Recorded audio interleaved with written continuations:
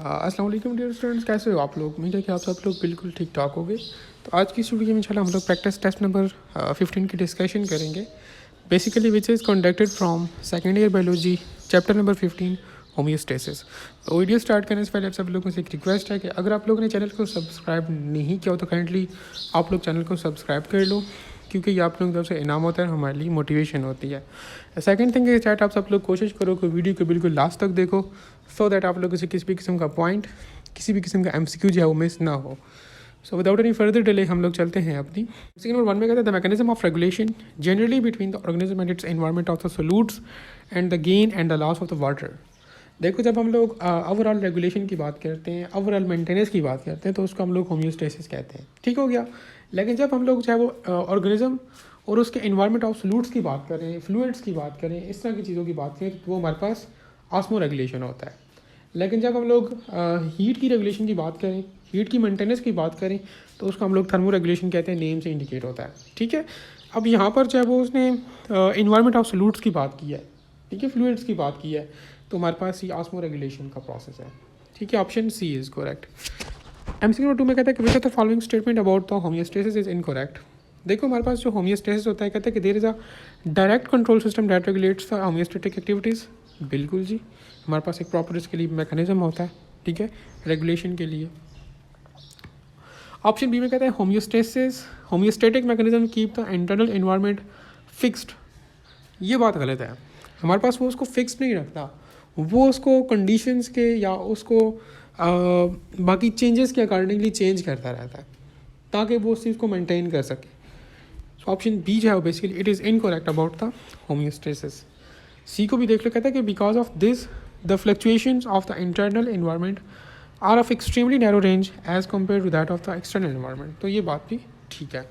लेकिन option B जो है वो इसमें वो कहता है कि हमारे पास एनवायरनमेंट को वो फिक्स्ड रखता है, फिक्स्ड नहीं रखता, वो चेंज करता है चेंजेस के अकॉर्डिंगली। ठीक है, ऑप्शन बी जो है वो basically it is incorrect about the homeostasis. 3 में कहता है कि in a hot summer afternoon if your body homeostatic machinery keep your internal temperature quite lower than that of the external, then this is the example of. तो हमारे पास ये negative feedback mechanism की example है। ठीक है, temperature regulation उसको lower कर रहा है। Option B is correct. 4 में कहते हैं in osmosis water molecules are move from the area of the dash to dash through the semi permeable membrane. देखो, जब भी हम लोग ऑस्मोसिस की बात करते हैं, ठीक है, तो उसमें हमारे पास जो वाटर मॉलिक्यूल्स होते हैं वो लोअर सोल्यूट कंसनट्रेशन से हायर सोल्यूट कंसनट्रेशन की तरफ मूव करते हैं। ठीक है, so option B is correct. 5 में कहता है कि which of the following represents the osmoregulatory steps taken by the hydrophytes.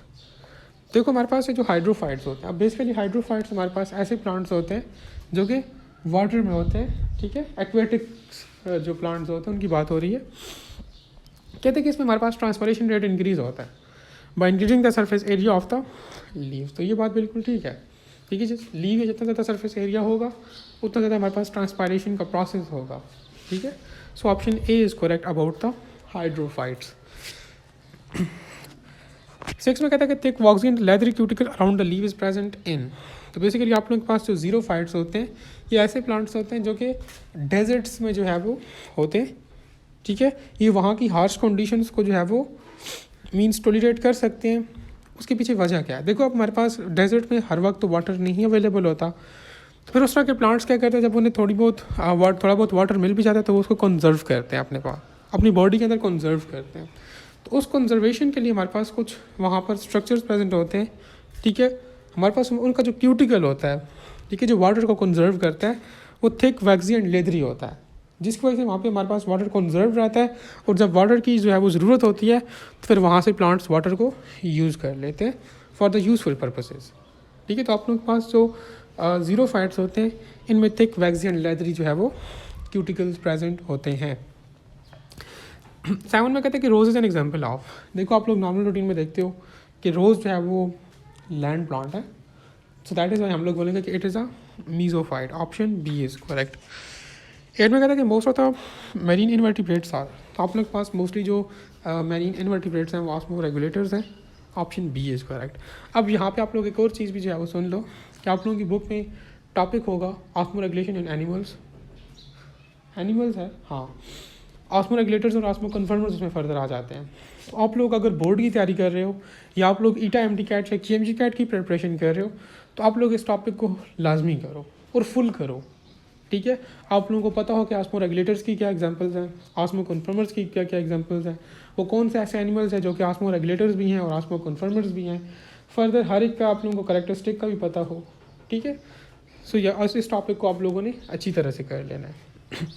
ये जो चैप्टर है ना होम्योस्टेसिस, इसमें एक ये वाला टॉपिक इंपॉर्टेंट है और दूसरा इसमें आप लोगों के पास एक्सक्रीशन वाला एक टॉपिक है जिसमें वो वेस्ट प्रोडक्ट्स हम लोग डिस्कस करते हैं, ammonia, uric acid and urea, ठीक है।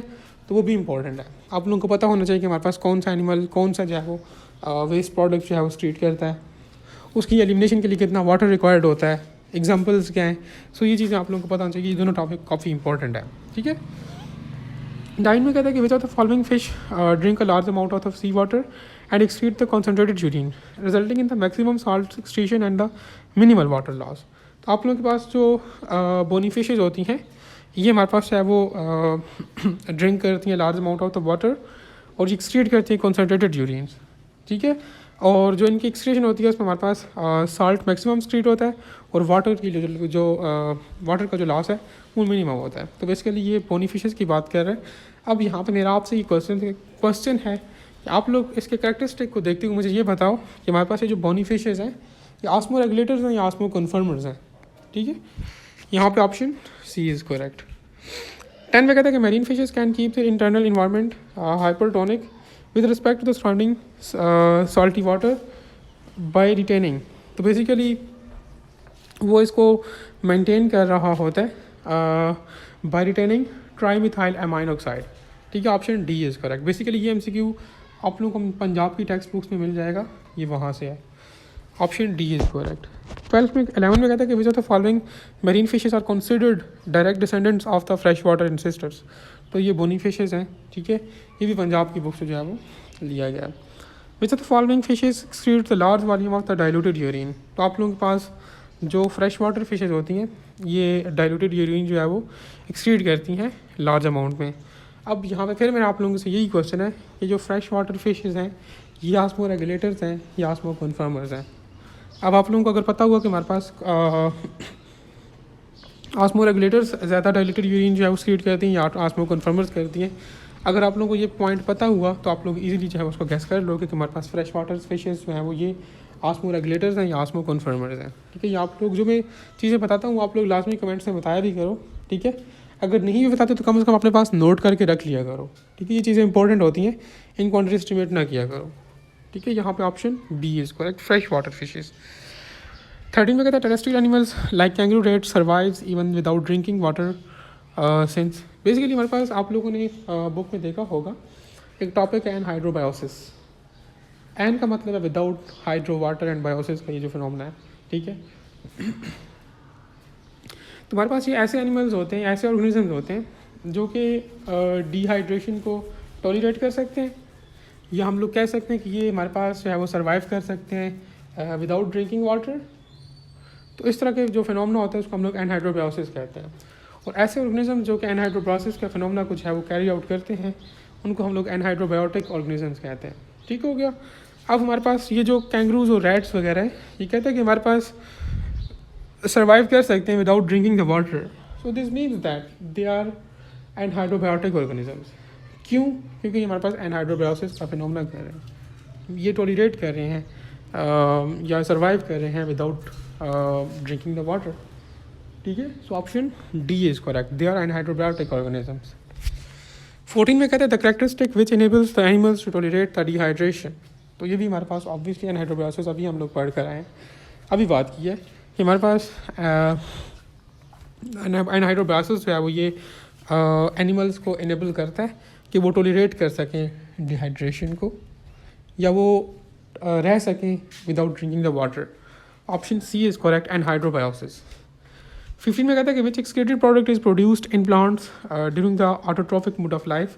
तो प्लांट्स आप लोगों के पास ऑटोट्रॉफिक मोड ऑफ लाइफ में ऑक्सीजन को जो है वो एक्सक्रीट करता है। Option C is correct. 16 में कहता है plants which of the following is a waste product produced both during the process of photosynthesis and respiration. आप लोगों के पास फोटोसिंथेसिस और रेस्पिरेशन के प्रोसेस में हमारे पास जो वेस्ट प्रोडक्ट होता है वो वाटर जो है वो होता है, ठीक है, दोनों में होता है, उसने दोनों की बात की है। Which are the following structure in plants body is called as excretophore, name से इंडिकेट कर रहा है। तो लीव्स जो होते हैं वो आप लोगों के पास एक्सक्रीटोफोर्स होते हैं, ऑप्शन बी इज़ करेक्ट।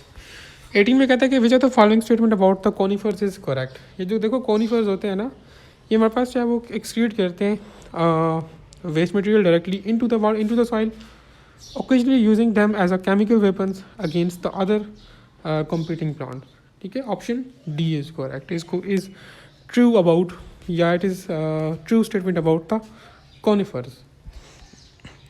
19 में कहता है animals an excess of the nitrogen excreted primarily in the form of, तो बेसिकली वो एमोनिया की फॉर्म में जो है वो एक्सक्रीट होता है mostly, option D is correct. देखो ये चीज़ मैंने आपको पहले ही बताई कि जो एक्सक्रीशन है डिफरेंट एनिमल्स में ये इंपॉर्टेंट है।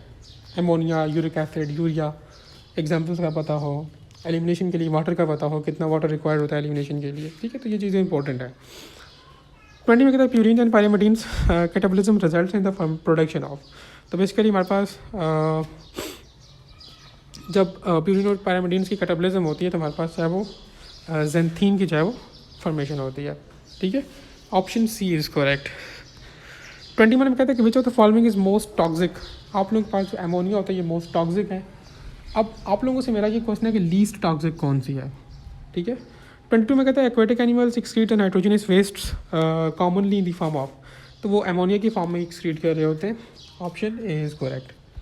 23 में कहता है कि amount of the water required to excrete 1 gram of the urea, तो यूरिया की एक्सक्रीशन के लिए आप लोगों के पास 50 मिलीलीटर ऑफ वाटर जो है वो रिक्वायर्ड होता है। एमोनिया के लिए आप लोगों के पास 500 मिलीलीटर ऑफ वाटर रिक्वायर्ड होता है। आप लोगों से मेरा ये क्वेश्चन है कि आप लोग यूरिक एसिड का बताओ कि उसकी एलिमिनेशन के लिए कितना वाटर रिक्वायर्ड होगा।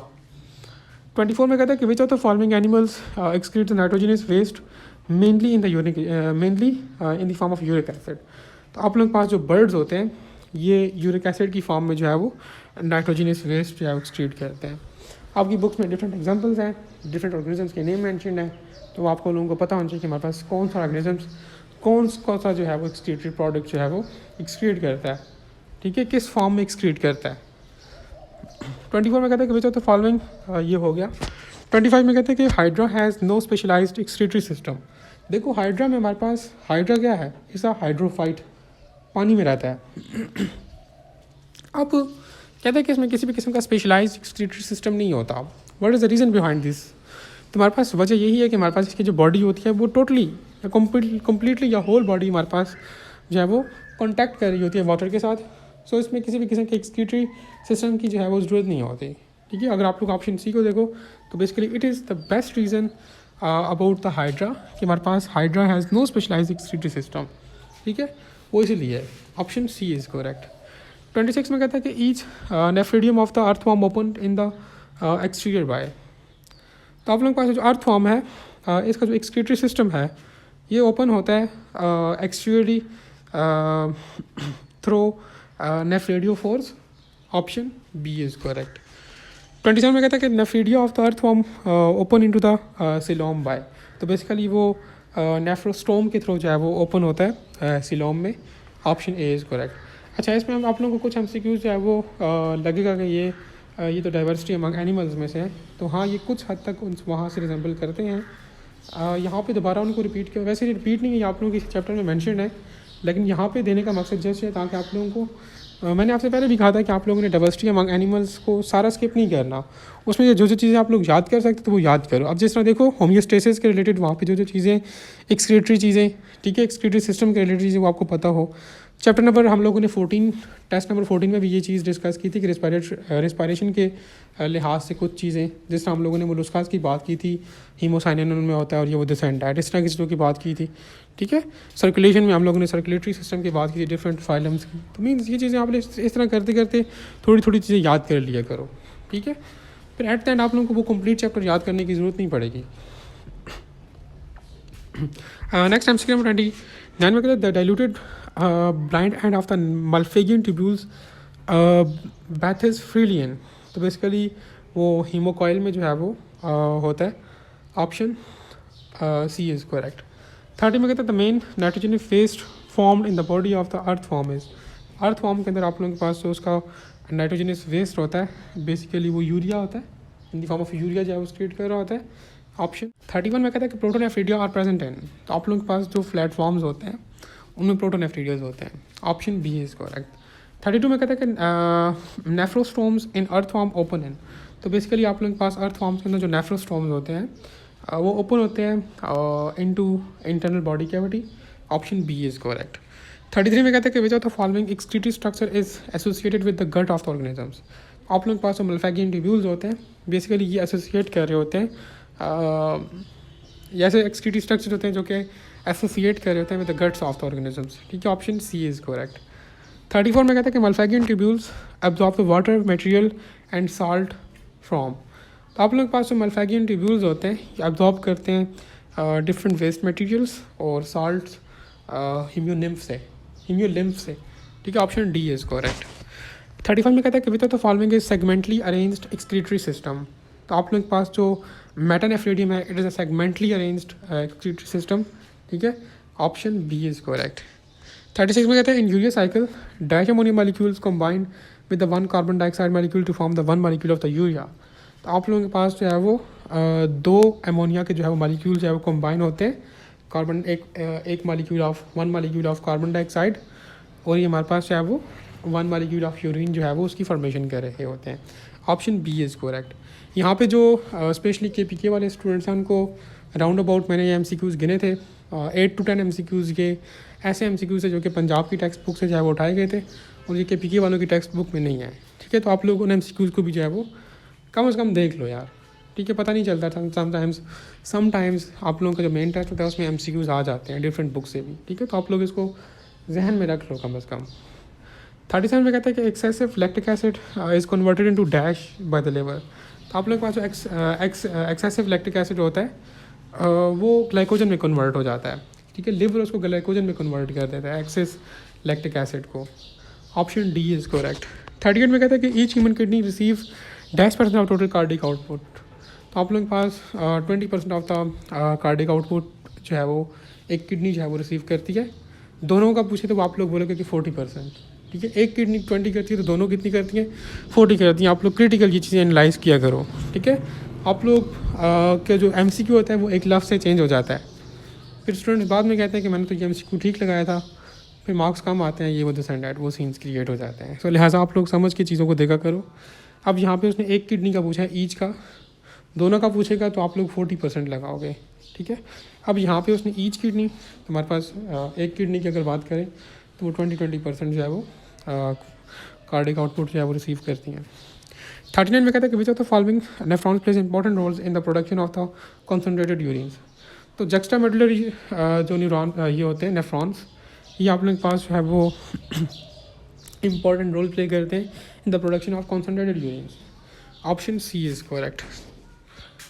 ये जक्स्टामेडुलरी और कॉर्टिकल नेफ्रॉन ये आप लोगों को पता होना चाहिए कि कौन सा ज़्यादा इंपॉर्टेंट है या कौन सा कितने % कंट्रीब्यूट करता है, इंपॉर्टेंट है। ठीक है, 40 में कहता है कि which of the following vascular channels are related to juxtamedullary nephrons only. तो वो जक्स्टामेडुलरी नेफ्रॉन इसलिए भी इंपॉर्टेंट है क्योंकि उसमें हमारे पास वेसा रेक्टा होता है। ठीक है, juxtamedullary nephrons basically these are related to vasa रेक्टा।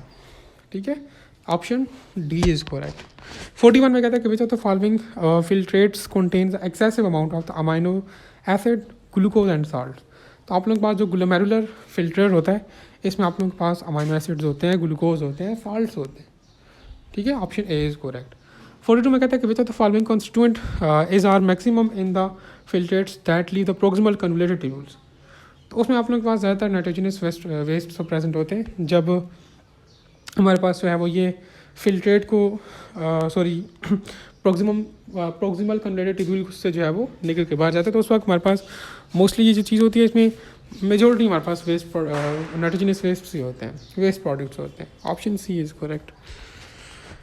43 में कहता है mammalian kidney under the restricted water supply can conserve water by our -% ये absorption of the glomerular filter. तो वो राउंड अबाउट 99.5% जो है वो उसको रीअब्जॉर्ब करता है। Option D is correct. 41 में कहता है कि on which of the following side the posterior pituitary hormones x predominantly. तो आप लोग के पास जो कलेक्टिंग ट्यूब्यूल्स होता है, वहाँ पर आप लोगों के पास पोस्टीरियर पिट्यूटरी ग्लैंड जो है वो प्रीडोमिनेंटली जो है वो एक्ट कर रहा होता है। Option D is correct. 45 में कहता है कि which of the following kidney stones are most common. तो कैल्शियम ऑक्सलेट 70% आई थिंक है, ये मोस्ट कॉमन है। लीस्ट कॉमन कौन सा है ये भी आप लोगों को पता होना चाहिए। देखो जब आप लोग प्रैक्टिस टेस्ट सॉल्व करते हो ना, फिर उसको जब आप लोग दोबारा देखते हो, अब जैसे आप लोग ये वीडियो एक्सप्लेनेशन सुन रहे हो, तो इसमें आप लोग अपोजिट चीज़ों को देखो। मैंने आपसे ऊपर भी बात की थी कि अब वाटर की एलिमिनेशन की हम लोगों ने बात की थी, अब हम लोगों ने यहाँ पे सिर्फ आई थिंक यूरिया की बात की थी। अब आप लोगों का काम ये बनता है कि आप लोग अमोनिया और यूरिक एसिड का भी देखो, ठीक है। अब यहाँ पे जिस तरह मोस्ट कॉमन किडनी स्टोन की बात हुई, आप लोगों को लीस्ट कॉमन का पता हो, या बाकी आप लोगों की बुक में जो परसेंटेजेस गिवन है डिफरेंट स्टोन्स की वो आपको पता हो। एग्जाम्पल्स, अगर रोज़ की एग्जाम्पल आपको पता चल जाती है कि हमारे पास ये मीज़ोफाइट है, तो आप लोगों को ये भी पता हो कि हमारे पास बाकी मीज़ोफाइट्स कौन कौन से हैं। अगर मीज़ोफाइट्स का उसने पूछा तो आप लोगों को पता हो कि हमारे पास बाकी जो ऑप्शन में चीज़ें गिवन है वो कौन कौन से प्लांट्स हैं, हाइड्रोफाइट्स हैं, ज़ीरोफाइट्स हैं, क्या है। सो इस तरह से आप लोगों की प्रैक्टिस जो है मजबूत होती है, और यही एक बेस्ट प्रैक्टिस होती है। यही नहीं होता कि बस जो टेस्ट में आप लोगों से पूछा जाए जस्ट आप लोग उसी के आप लोगों को पता हो, बाकी चीज़ें छोड़ लो, नहीं। ये टेस्ट आप लोगों की जस्ट प्रैक्टिस के लिए है। या इससे आप लोग जितना मैक्सिमम सीख सकते हो सीख लो, और मैक्सिमम सीखने का तरीका यही है कि आप लोग कम से कम दूसरी चीज़ें पता हो कि हमारे पास ये चीज़ें क्या हैं, ठीक है। अब जिस तरह आप लोग यहाँ पे आप लोगों को पता हो कि कैल्शियम फॉस्फेट या यूरिक एसिड स्टोन्स जो होते हैं, इनकी कितनी कितनी क्वांटिटी है, कितने कितने ये लोग कंप्राइज वो करते हैं, ठीक है। नेक्स्ट 46 में कहता है कि a stone measuring 0.4 centimeter blocking the outlet of the renal pelvis, resulting in the mild to moderate track obstruction. Which of the following technique will be opted to remove this stone? तो अब देखो हमारे पास ये जो stone है ये इतना बड़ा नहीं है, तो हमारे पास इसके लिए हम लोग extracorporeal shock wave lithotripsy use करते हैं। आई थिंक ये जो मीन्स स्मॉल स्टोन्स होते हैं उसको रिमूव करने के लिए हम लोग ये टेक्निक यूज़ करते हैं, ठीक है। अब जिस स्टूडेंट को पता था कि हमारे पास स्मॉल स्टोन्स को रिमूव करने के लिए हम लोग extracorporeal shock wave lithotripsy use करते हैं, तो उसने लगाया होगा। अब आपसे मेरा ये भी क्वेश्चन है कि जो लार्ज स्टोन्स होते हैं, बड़े स्टोन्स जो होते हैं, उसको रिमूव करने के लिए हम लोग कौन सी जो है वो टेक्निक यूज़ करते हैं। ये आप लोगों का काम है, आप लोगों का टास्क है, ये आप लोगों ने देखना है। 47 में कहता है कि which of the following mechanism explains the development of the anaemia in the renal failure. तो जब आप लोगों के पास जो है वो failure of proper red blood cell synthesis due to the lack of chemical stimulation, ठीक है। Option D is correct. Basically this statement explain the development of anaemia in the renal failure, ठीक है। जब आप लोगों के पास रीनल फेलियर होती है तो आप लोगों के पास proper failure of red blood cell synthesis होती है, ठीक है। रेड ब्लड सेल सिंथेसिस के फेलियर होता है, नहीं बन पाते due to the lack of chemical stimulations, ठीक है। ये रीनल फेलियर ये कंडीशन होती है। Option D is correct. 48 में कहता है कि which of the following which of the following treatment will be administered first in a newly diagnosed renal failure patient. तो वो आप लोगों के पास हीमोडायलिसिस है, ठीक है। ऑप्शन डी जो है basically it's a treatment which will be administered first in the newly diagnosed renal failure patient, ठीक है। तो वो हीमोडायलिसिस थी। Option D is correct. Dialysis थी नहीं, बल्कि जब हमारे पास किसी बंदे की रीनल किडनी फेल हो जाती है तो फर्स्ट हमारे पास जो प्रोसेस हम लोग करते हैं वो होम्योडायलिसिस का करते हैं, ठीक है। हम लोग उसके ब्लड को जो है वो क्लीन कर रहे होते हैं बाय दिस टेक्निक होम्योडायलिसिस। 49 में कहता है कि formation of the heat shock proteins and plants results in. तो आप लोग के पास जो हीट शॉक प्रोटीन्स जो है वो इसकी फॉर्मेशन होती है प्लांट्स के अंदर। कहते हैं कि basically it results in the embracing the enzymes and other proteins and prevent their degeneration, ठीक है। enzymes को enhance करने के लिए सिंपल इज दैट यार की जाती है, ताकि जो है वो उसको हम लोग डिनेचरेशन से बचा सकें। Option D is correct. 50 में कहता है कि which adaptation is acquired by the plants of the cooler area to prevent the lipid crystals formation in the cell membrane। तो बेसिकली आप लोगों के पास increase proportion of unsaturated fatty acids जो है वो हमारे पास जो है वो ये एडोप्टेशन है जो कि प्लांट्स एक्वायर करते हैं कूलर एरियाज़ के to prevent the lipid crystal formation in the cell membrane, ठीक है। Option C is correct. 51 में कहता है कि animals that produce the metabolic heat at a low level and also absorb the heat from the surroundings, उसको हम लोग basically heterotherms कहते हैं। Option C is correct. अब यहाँ पे हेट्रोथर्म्स का लफ्ज़ आया है, आप लोगों को पता होना चाहिए कि हमारे पास कौन से एनिमल्स एंडोथर्म्स हैं, ठीक है, कौन से एनिमल हमारे पास है वो एक्टोथर्म्स हैं, कौन से एनिमल्स हमारे पास है वो हेट्रोथर्म्स हैं। ये तीनों स्टेटमेंट, पहली बात तो ये आप लोगों को इनकी प्रॉपर डेफिनेशन का पता हो। एंडोथर्म्स हमारे पास वो होते हैं कि जो हमारे पास इंटरनल इन्वायरमेंट को मेंटेन कर सकें। जो इंटरनल इन्वायरमेंट को मेंटेन नहीं कर सकते उसको हम लोग एक्सोथर्म्स कहते हैं। अब एक्टोथर्म क्या है, सॉरी हेट्रोथर्म्स। बेसिकली हेट्रोथर्म्स हमारे पास ऐसे होते हैं जो कि हमारे पास क्या करते हैं कि हीट को एब्जॉर्ब करते हैं सराउंडिंग से, ठीक है, हमारे पास और उस हीट के थ्रू हमारे पास इंटरनल इन्वायरमेंट को मेंटेन करते हैं, तो उसको हम लोग हेट्रोथर्म्स कहते हैं, ठीक है। ऑप्शन सी इज़ करेक्ट, आप लोग ये स्टेटमेंट में भी देख सकते हो। 52 में कहता है कि fishes most of the invertebrates and amphibians are the examples of. तो बेसिकली वो एक्टोथर्म्स में आ जाती हैं, मीन्स ये खुद अपने इंटरनल इन्वायरमेंट को जो है वो मेंटेन नहीं कर पाती, ठीक है। फिशेज और हमारे पास इनवर्टिब्रेट्स और डिफरेंट किस्म के एम्फीबियंस की बात हो रही है। These are the examples of ectotherms animals. Option B is correct. 53 में कहता है rats and hummingbirds belong to. तो बेसिकली हमारे पास ये हेट्रोथर्म्स हैं, ऑप्शन सी इज़ करेक्ट। 51 में कहता है normal body temperature in mammals like the humans being is. तो आप लोगों के पास वो 36 से 38 सेल्सियस होता है, ऑप्शन बी इज़ करेक्ट। 55 में कहता है कि brown fat present in the certain mammals is specialised in. तो आप लोगों के पास ये जो ब्राउन फैट्स होता है ये रैपिड हीट प्रोडक्शन में जो है वो इन्वॉल्व होता है, ऑप्शन सी इज़ करेक्ट। मैंने आपसे पहले भी कहा कि कुछ MCQs यहाँ पर ऐसे आपको मिलेंगे जो कि स्पेशली KPK स्टूडेंट्स को जो है वो नहीं पता होंगे, क्योंकि उनके टेक्स्ट बुक्स में ये चीज़ें नहीं हैं, ठीक है। सिर्फ कुछ MCQs लाइक 60 MCQs है टोटल, तो उसमें से हार्डली 8 से 10 MCQs, 8 से 10 MCQs ऐसे होंगे जो कि KPK वालों की टेक्स्ट बुक में नहीं है, तो आप लोग उनको जस्ट एक मरतबा देख लो, ठीक है। 56 में कहता है कि bladder a thick layer of the fat is present in. तो बेसिकली वो मैरीन मैमल्स में होती है फैट की thick layer, option C is correct. 57 में कहता है कि painting is a representative of which mechanism. तो आप लोग के पास ये इवेपोरेशन कूलिंग के लिए होती है, option C is correct.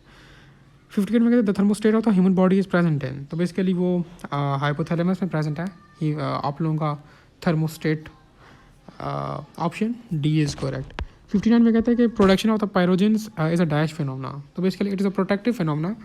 Pyrogens हमारे पास क्या है जो कि पायरेक्सिया कॉज करते हैं। पायरेक्सिया क्या है, पायरेक्सिया फीवर है। तो बेसिकली हमारे पास ये जो पायरोजेंस होते हैं ये आप लोगों को डिफरेंट किस्म के इन्फेक्शंस या पैथोजेंस अटैक से जो है वो बचा रहे होते हैं। फीवर के 3 फ़ायदे आप लोगों ने इम्यूनिटी वाले चैप्टर में पढ़े हैं, तो बस आप लोग समझ सकते होगे कि हमारे पास बेसिकली ये प्रोटेक्टिव मैकेनिज्म जो है प्रोवाइड करता है, ठीक है, प्रोटेक्ट करता है बॉडी को। इसके 3 बेनिफिट्स हैं। 60 में कहता है कि name the type of adaptations from the following that is responsible for the shivering thermogenesis. तो आप लोगों के पास बेसिकली एक बिहेवियर फिनोमेना है, ठीक है, बिहेवियर एडॉप्टेशन है which is responsible for the shivering thermogenesis, option C is correct. ये था आप लोगों के पास चैप्टर नंबर 15, ठीक है। उम्मीद है कि आप लोगों ने इसमें से काफ़ी कुछ सीखा होगा। इंशाल्लाह बाकी जो प्रैक्टिस टेस्ट होंगे तो हम लोग ईद के बाद सॉल्व करेंगे, वो करेंगे, कंडक्ट करेंगे। स्टिल अगर यहाँ तक आप लोगों का कोई भी क्वेश्चन तो आप लोग कमेंट सेक्शन के अंदर पूछ सकते हैं।